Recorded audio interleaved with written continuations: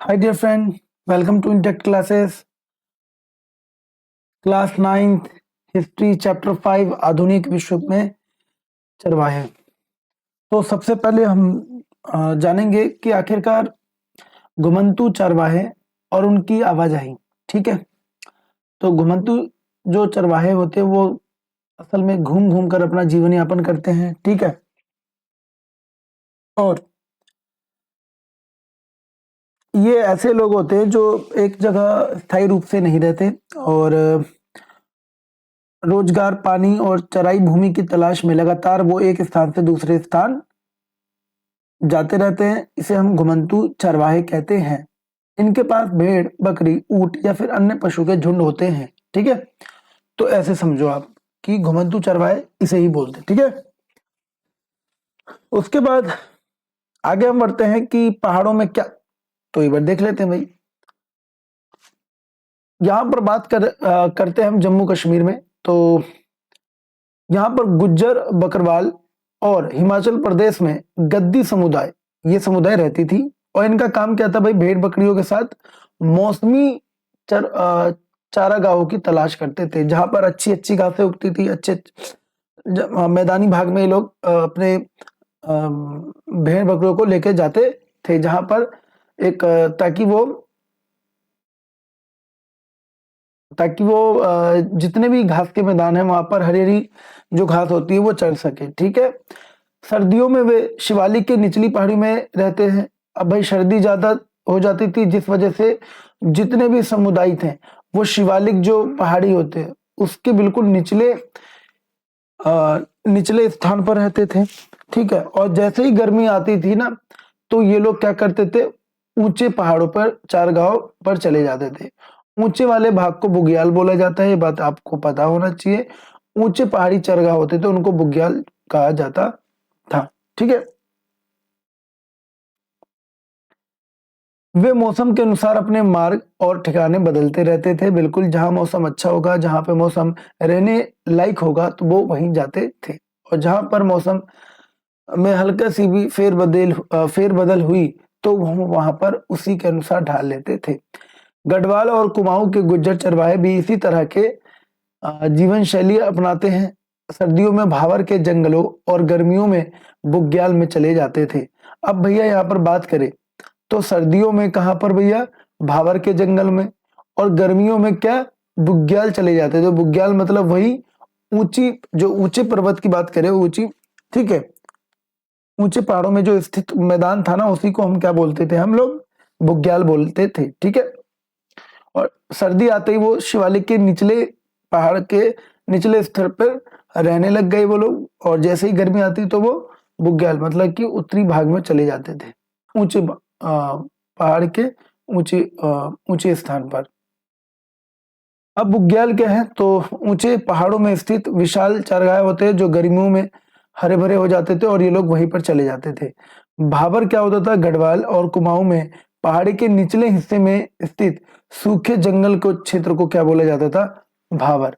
ठीक है, ये सभी समुदाय मौसमी बदलावों के साथ तालमेल बिठाते हुए विभिन्न चारागाहों का उपयोग करते हैं, जिससे चारगाह का अत्यधिक दोहन नहीं होता और वे पुनर्जीवित होते रहते हैं। ठीक है, जैसे मान के चलो ये एक जगह से दूसरे जगह गए, फिर उनको टाइम दिया ताकि दोबारा से वहां पर जो है घास वो ग्रो करे, मैदान हरा भरा हो जाए, फिर चारवाहे जो है दोबारा यहाँ पर आ जाते थे। ठीक है, वो ऐसे ही एक तरह से तालमेल बैठा के चलते थे ताकि समय के अनुसार सब कुछ ठीक हो जाए। पठारों और मैदानों और रेगिस्तानों में देख लेते हैं। अब बात करें महाराष्ट्र में, तो महाराष्ट्र के धंगर समुदाय के लोग बरसात में मध्य पठार में रहते थे और अक्टूबर के कोंकण चले जाते थे। ठीक है, कोंकण वाले क्षेत्र में चले जाते थे। कौन कौन, तो महाराष्ट्र के धंगर समुदाय, और बरसात में मध्य पठार में रहते हैं। ठीक है, कोंकण में उनके जानवर खेतों में बचे ठुंट खाते थे। ठुंट मतलब क्या होता है, तो फसल काटने के बाद जो जड़ें रह जाती हैं सूखी सूखी, उसी को ठुंट बोला जाता है, और खाद प्रदान करते हैं जिसके बदले में उन्हें चावल मिलता है। कर्नाटक और आंध्र प्रदेश के चरवाहे भी मौसम के अनुसार चारगाह बदलते रहते थे। मौसम जहां अच्छा होता था वही, तो इनका एक तरह से जीवन यापन ना घुमंतु जीवन की तरह होता था और एक जगह से दूसरी जगह अपना जीवन यापन करते थे मौसम के अनुसार। ठीक है, बंजारे विभिन्न क्षेत्रों में घूमते हुए व्यापार और कृषि का काम करते थे, साथ ही चारगाहों की तलाश भी करते थे। राजस्थान में रायका समुदाय कौन सा? तो ये जितने भी समुदाय है ना, एमसीक्यू में आ सकता है कि राजस्थान में कौन सा समुदाय है रायका, महाराष्ट्र में कौन सा धंगर समुदाय। ठीक है, तो ये आपको याद होना चाहिए। ठीक है, समुदाय ऊंट और भेड़ बकरियां पालते थे और अकाल से बचने के लिए चारगाहों की तलाश में घूमते रहते थे। खरीफ की फसल सितंबर अक्टूबर में काटी जाती है, ये बात पता होना चाहिए आपको। ठीक है, सितंबर से अक्टूबर में काटी जाती है, जबकि रबी फसल मार्च के बाद काटी जाती है। रबी फसल में कौन कौन से फसलें होती है ये आपको पता होना चाहिए, खरीफ फसल में कौन कौन सी फसलें आती है। अब हम बात करते हैं, यहां तक तो हमने देख लिया भैया घुमंतु जीवन, जितने भी बेचारे चारवाहे थे उनका जो जीवन था किस प्रकार से चल रहा था। अब यहाँ पर देखते हैं, जैसे ही अंग्रेज लोग आते हैं तो उनके जीवन पर एक संकट से आन पड़ी रहती थी। अब हुआ यूं कि औपनिवेशिक शासन में जो चरवाहों का जीवन था वो छिन्न भिन्न हो गया और बहुत ही कठिन से उनका जीवन जीने। औपनिवेशिक शासन वही अंग्रेजों की बात कर रहे हैं लोग, अंग्रेजों के टाइम पीरियड में। तो अंग्रेजों के शासन काल में चरवाहों के जीवन में बड़े बदलाव आए। ठीक है, जैसे कि चरवाहों का सिमटना, भाई चरवाहे धीरे धीरे क्या हो गए, सिमटने लग गए, क्योंकि भाई इन्होंने क्या कर दिया, कंट्रोल बहुत ज्यादा, नियम कानून बहुत बना दिया, आवाजाही पर रोक लगा दी, लगान में वृद्धि कर दी, भाई टैक्स लगा दिया, है ना, जो पारंपरिक कौशल थे उसको भी खत्म कर दिया। चार मुख्य कारण थे।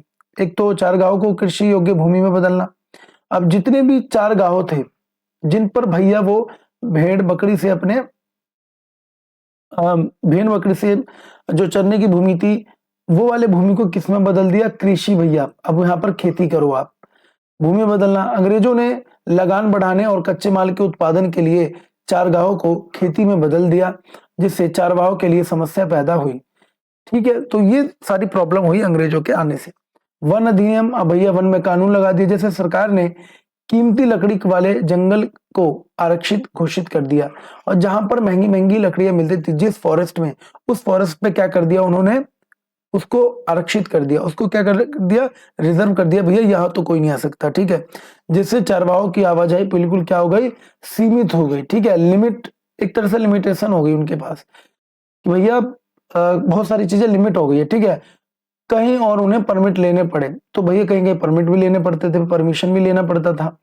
अपराधी जनजाति अधिनियम, घुमंतु समुदाय को अपराधी घोषित कर दिया गया। लो, अब जो बेचारे प्राकृतिक रूप से प्रकृति पर जो इंसान निर्भर था, अब उसी इंसान को उन्होंने अपराधी घोषित कर दिया। तो देखो अंग्रेज के आने से कितना नुकसान हुआ इनका। उन्होंने निश्चित बस्तियों में रहने के लिए मजबूर किया गया, जिसे उनकी आजादी छिन गई। उनको बोला भाई एक जगह रहो, इधर उधर मत भटको, तो इनसे उनका जीवन काफी इंपैक्ट पड़ा। ठीक है, उसके बाद हम देखते हैं चराई कर। आमदनी बढ़ाने के लिए अंग्रेजों ने क्या करा, मवेशियों से पर क्या लगाया, टैक्स लगाया। अब जो है भैया, आप लोग अगर अपने भेड़ बकरी चाहे किसी भी मवेशी को लाओगे तो उस पर क्या लगाया जाएगा, टैक्स लगाया जाएगा, जिससे चारवाहों पर आर्थिक बोझ बढ़ गया।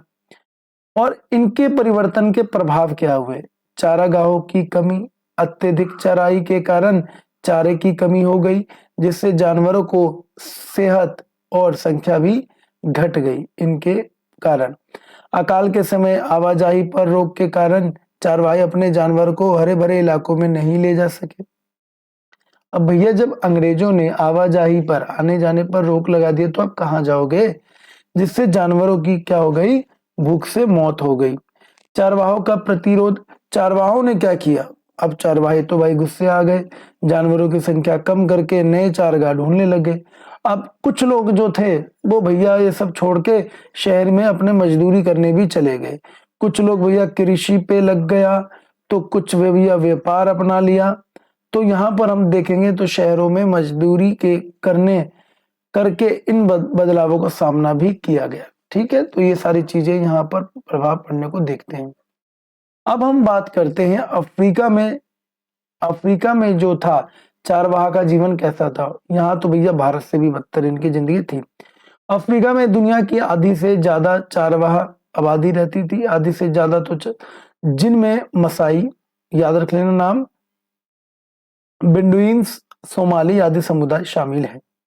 अब जो मसाई समुदाय था, पूर्वी अफ्रीका में रहने वाले मसाई लोगों के जीवन पर औपनिवेशिक कानूनों और सीमाओं के ऊपर गहरा असर पड़ा।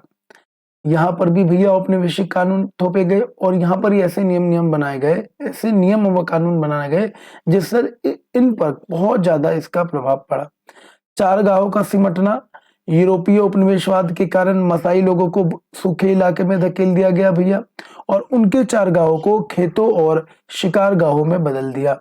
आवाजाही पर रोक, नए कानून से मसाई लोगों की आवाजाही भैया क्या कर दिया, सीमित कर दिया भैया, लिमिट कर दिया, जिससे सूखे के समय उन्हें नए चारगाह नहीं मिल पाए।